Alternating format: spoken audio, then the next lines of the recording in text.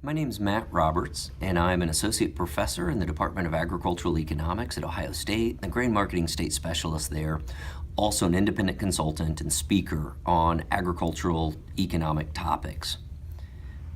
One of the things I want to talk about, and that I think is really important to understand, not just for 2016, 2017, this is a big picture thing, is the idea of averages.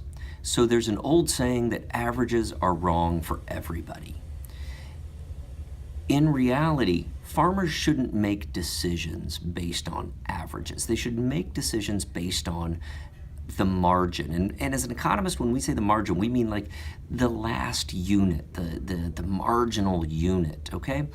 And so what that means in land, and I'm going to start with land because land is one of the most important things right now. It's what has driven up cost of production the most over the past 10 years, is you don't think about your cost of production overall across your entire enterprise. That's your average.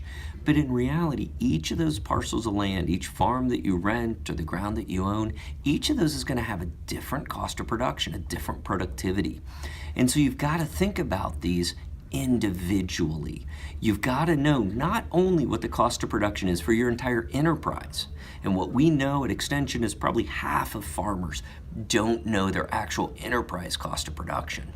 But instead, what you actually need is to know your cost of production at the field level, or at least parcels that you rent, each farm that you rent. You need to know your cost of production. Why? Because then you can make those marginal decisions. Is this particular rental deal a good deal? What's my cost for that piece of ground? What's my productivity for that piece of ground? What are the yields? What's the fertility? What's the tile status for that piece of ground? So you've got to think at the margin, not on the average.